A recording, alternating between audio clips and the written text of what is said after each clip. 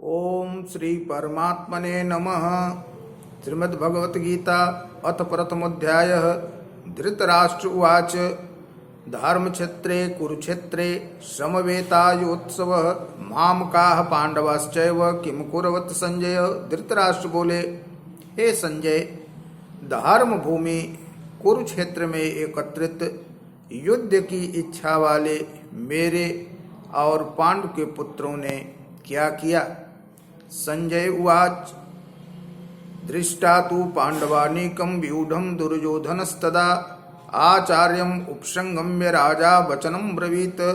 संजय बोले, उस समय राजा दुर्योधन ने व्यूह रचना युक्त पांडवों की सेना को देखकर और द्रोणाचार्य के पास जाकर यह वचन कहा।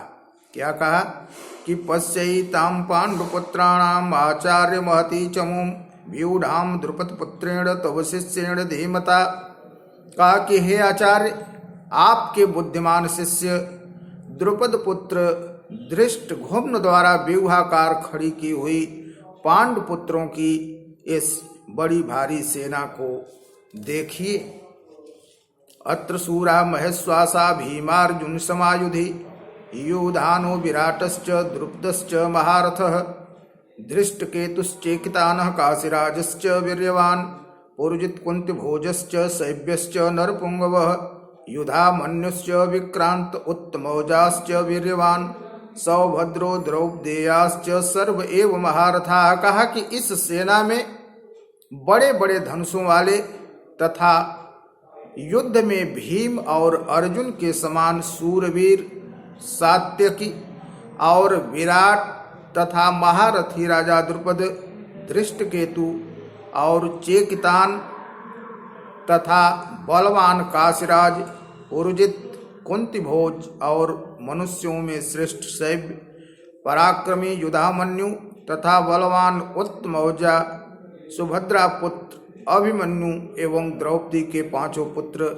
ये सभी महारथी हैं। अस्माकं तु विशिष्टाये तान् निबोध द्वित्म नायकामं सैन्यस्य संज्ञार्थम तान् ब्रवीमिते।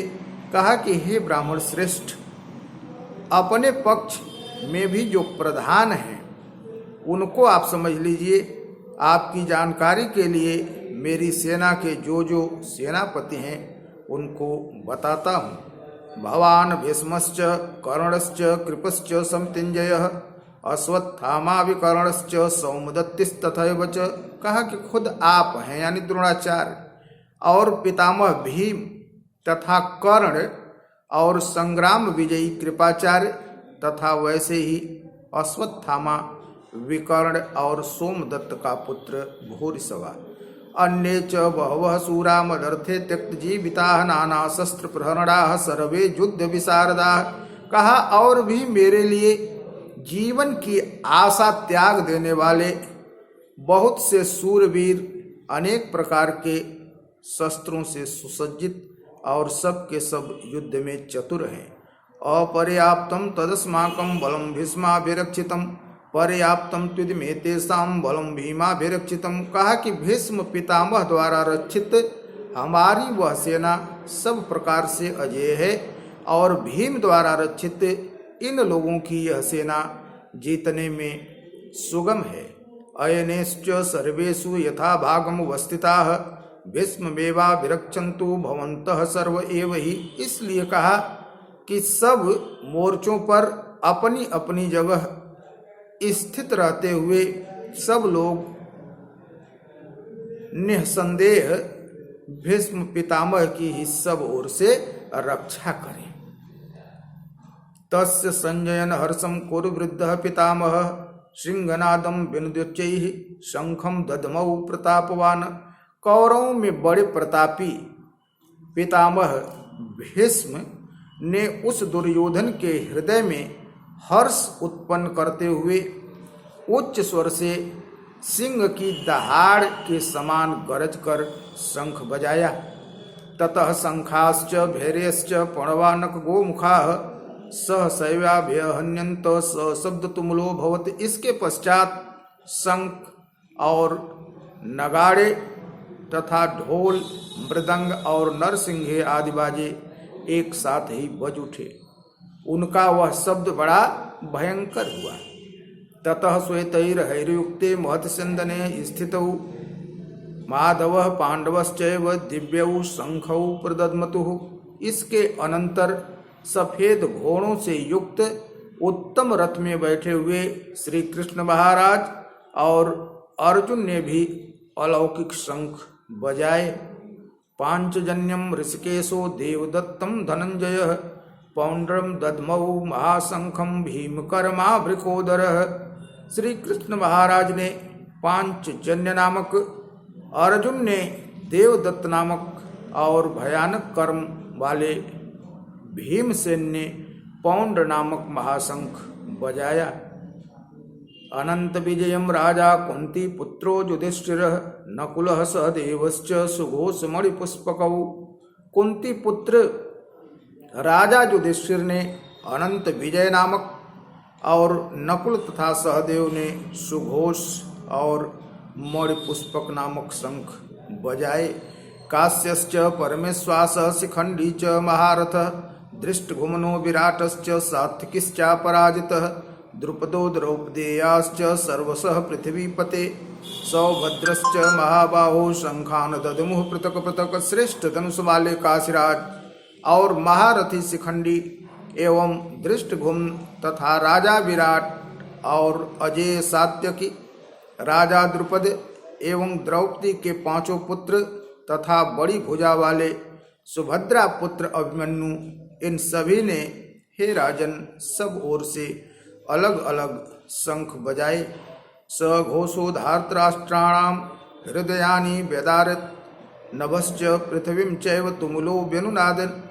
और उन भयानक शब्द ने आकाश और पृथ्वी को भी गुंजाते हुए धार्त राष्ट्रों के अर्थात आपके पक्ष वालों के हृदय को विदीर्ण कर अत व्यवस्थितान दृष्ट्वा धार्तराष्ट्रान् कपिध्वजः प्रवृत्ते शस्त्र संपादे धनुर्दम्य पांडवः ऋषिकेशं तदा वाक्यमिदमाह महीपते। अर्जुनवाच सेनयोरुभयोर्मध्ये रथम स्थापयमेच्युत। हे राजन, इसके बाद कपिध्वज अर्जुन ने मोर्चा बांधकर डटे हुए संबंधियों को देखकर उस शस्त्र चलने की तैयारी के समय धनुष उठाकर ऋषिकेश श्री कृष्ण महाराज से यह वचन कहा। क्या कहा कि हे अच्युत, मेरे रथ को दोनों सेनाओं के बीच में खड़ा कीजिए।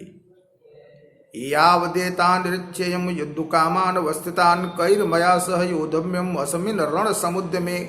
और जब तक कि मैं युद्ध क्षेत्र में डटे हुए युद्ध के अभिलाषी इन विपक्षी योद्धाओं को भली प्रकार देख लूं कि इस युद्ध रूप व्यापार में मुझे किन किन के साथ युद्ध करना योग्य है, तब तक उसे खड़ा रखिए। यो तस्य मानान् वेच्छेयं यो एतत्र समागताः धार्तराष्ट्रस्य दुर्बुद्धिर युद्धे प्रिय चिकीर्षवः। कहा कि दुष्ट बुद्धि दुर्योधन का युद्ध में हित चाहने वाले जो ये राजा लोग इस सेना में आए हैं, इन युद्ध करने वालों को मैं देखूंगा। संजय उवाच एवं मुक्तो हृषिकेशो गुडाकेशेन भारत सेनयोरुभयोर्मध्ये स्थापयित्वा रथोत्तमं भीष्म द्रोण प्रमुखतः सर्वेषां च महिच्चिताम् उवाच पार्थ पश्यहि तान् समवेतान् कुरुनीति। संजय बोले, हे धृतराष्ट्र, अर्जुन द्वारा इस प्रकार कहे हुए महाराज श्री कृष्णचंद्र ने दोनों सेनाओं के बीच में भीष्म और द्रोणाचार्य के सामने तथा संपूर्ण राजाओं के सामने उत्तम रथ को खड़ा करके इस प्रकार कहा कि हे पार्थ, युद्ध के लिए जुटे हुए इन कौरवों को देख। तत्रापश्यत स्थितान पार्थः पितृनथ पितामहान् आचार्यान् मातुलान् भ्रात्रान् पुत्रान् पौत्रान् सखिंस्ता स्वसुरान् सुतश्चैव सेनयोरुभयोरपि। इसके बाद प्रथापुत्र अर्जुन ने उन दोनों ही सेनाओं में स्थित ताऊ चाचों को, दादों परदादों को, गुरुओं को, मामाओं को, भाइयों को, पुत्रों को, पौत्रों को तथा मित्रों को, ससुरों को और सुहृदों को भी देखा। तान समीक्ष्य स कौन्तेयः सर्वान् बन्धून् वस्थितान् कृपया पर्याविष्टो विषीदन्तम् ब्रवीत। उन उपस्थित संपूर्ण बंधुओं को देख करके वे कुंती पुत्र अर्जुन अत्यंत करुणा से युक्त होकर शोक करते हुए यह वचन बोले। क्या बोले? अर्जुन उवाच दृष्ट्वेमं स्वजनं कृष्ण योत्सं समुपस्थितं सीदन्ति मम गात्राणि मुखं च परिशुष्यति वेपथुश्च शरीरे मे रोमहर्षश्च जायते। अर्जुन बोले कि हे कृष्ण, युद्ध क्षेत्र में डटे हुए युद्ध के अभिलाषी इस स्वजन समुदाय को देखकर मेरे अंग शिथिल हुए जा रहे हैं और मुख सूखा जा रहा है तथा मेरे शरीर में कंप एवं रोमांच हो रहा है। गांडीवं संस्ते हस्तात्वक्चैव परिदह्यते न च शक्नुं अवस्थातुं भ्रमतीव च मे मनः। हाथ से गांडीव धनुष गिर रहा है और त्वचा भी बहुत चल रही है तथा मेरा मन भ्रमित सा हो रहा है, इसलिए मैं खड़ा रहने को भी समर्थ नहीं हूँ। निमित्तानि च पश्यामि विपरीतानि केशव न च श्रेयोनुष्यामि हत्वा स्वजनमाहवे। कहा, हे केशव, मैं लक्षणों को भी विपरीत देख रहा हूँ तथा युद्ध में स्वजन समुदाय को मारकर कल्याण भी नहीं देखता। न कांक्षे विजयम कृष्ण न च राज्यम सुखानि च किम नो राज्येन गोविंद किम भोगैर्जीवितेन वा। कहा, हे कृष्ण, मैं न तो विजय चाहता हूँ और न राज्य तथा न सुखों को ही। हे गोविंद, हमें ऐसे राज्य से क्या प्रयोजन है अथवा ऐसे भोगों से और जीवन से भी क्या लाभ है। येषामर्थे कांतमनो राज्यम भोगा सुखानि च तो इमे वस्ता युद्धे प्राणान् त्यक्त्वा धनानि च। कहा, हमें जिनके लिए राज्य भोग और सुख आदि अभिष्ट हैं वे ही ये सब धन और जीवन की आशा को त्याग कर युद्ध में खड़े हैं।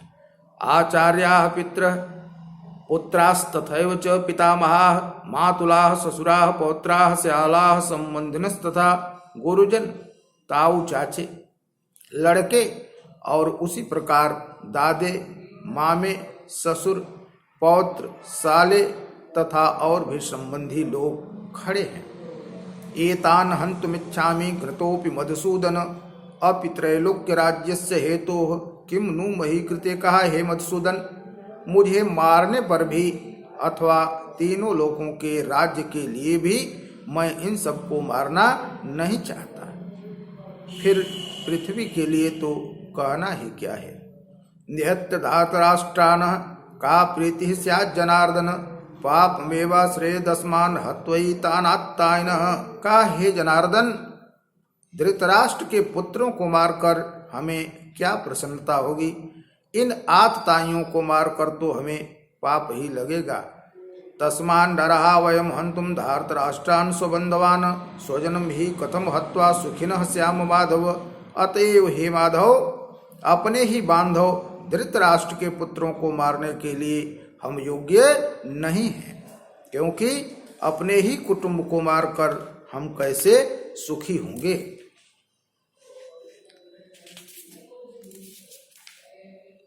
यद्यप्येते न पश्यन्ति लोभोपहत चेतसः कुलक्षय कृतं दोषं मित्रद्रोहे च पातकं कथं न गेयस्माभिः पापादस्मान् निवर्तितुं कुलक्षय कृतं दोषं प्रपश्यद्भिर्जनार्दन। कहा कि यद्यपि लोभ से भ्रष्ट चित्त हुए ये लोग कुल के नाश से उत्पन्न होने वाले दोष को और मित्रों से विरोध करने में पाप को नहीं देखते, तो भी हे जनार्दन, कुल के नाश से उत्पन्न दोष को जानने वाले हम लोगों को इस पाप से हटने के लिए क्यों नहीं विचार करना चाहिए। कुलक्षये पश्यन्ति कुलधर्माः सनातनाः धर्मे नष्टे कुलं कृतस्नम अधर्मो भी भवत्युत। का कुल के नाश से सनातन कुल धर्म नष्ट हो जाते हैं। धर्म के नाश हो जाने पर संपूर्ण कुल में पाप भी बहुत अधिक फैल जाता है। अधर्मा भी भवात कृष्ण प्रदूषयन्ति कुल स्त्रियः स्त्रीषु दुष्टासु वासरणे जायते वर्ण संकर। कहा है कृष्ण, पाप के अधिक बढ़ जाने से कुल की स्त्रियां दूषित हो जाती हैं और हे वासरणे, स्त्रियों के दूषित हो जाने पर वर्ण संकर उत्पन्न होता है। संकरो नरकायव कुलघना नाम कुलस्य च पतंत पितरो हेताम लुप्त पिंडोदक क्रिया। कहा वर्ण संकर कुल घातियों को और कुल को नरक में ले जाने के लिए ही होता है।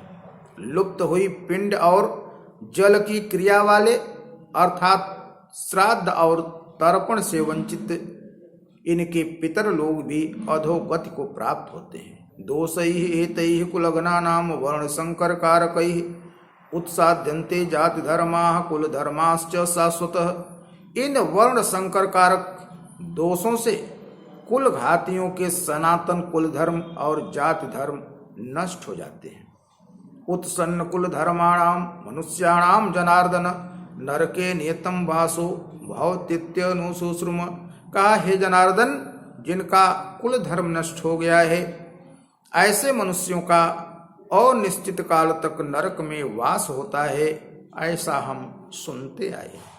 अहोवत महत् पापम कर्तुम व्यवस्था वयम यद राज्य सुखलोभेन हंतुम सुजन मुद्यता। कहा हासो कि हम लोग बुद्धिमान होकर भी महान पाप करने को तैयार हो गए हैं, जो राज्य और सुख के लोभ से स्वजनों को मारने के लिए उद्यत हो गए हैं। यदि माम प्रतीकारम शस्त्रपाणेय धार्तराष्ट्रारणे हन्युस्तन्मे क्षेम तरम भवित। कहा कि यदि मुझ शस्त्र रहित एवं सामना न करने वाले को शस्त्र हाथ में लिए हुए धृतराष्ट्र के पुत्र रण में मार डालें तो वह मारना भी मेरे लिए अधिक कल्याणकारी होगा। संजय उवाच एव मुक्त्वार्जुनः संख्ये रथोपविशत विसृज्य ससरम चापम शोक संविघ्न मानसः। संजय बोले, रणभूमि में शोक से उद्विग्न मन वाले अर्जुन इस प्रकार कहकर बाण रहित धनुष को त्याग कर रथ के पिछले भाग में बैठ गए। ओम तत्सत् भगवद्गीता ब्रह्म विद्यानाम योग शास्त्रे श्री कृष्णार्जुन संवादे अर्जुन विषाद योगो नाम प्रथमोध्याय। बोलिए राधे राधे।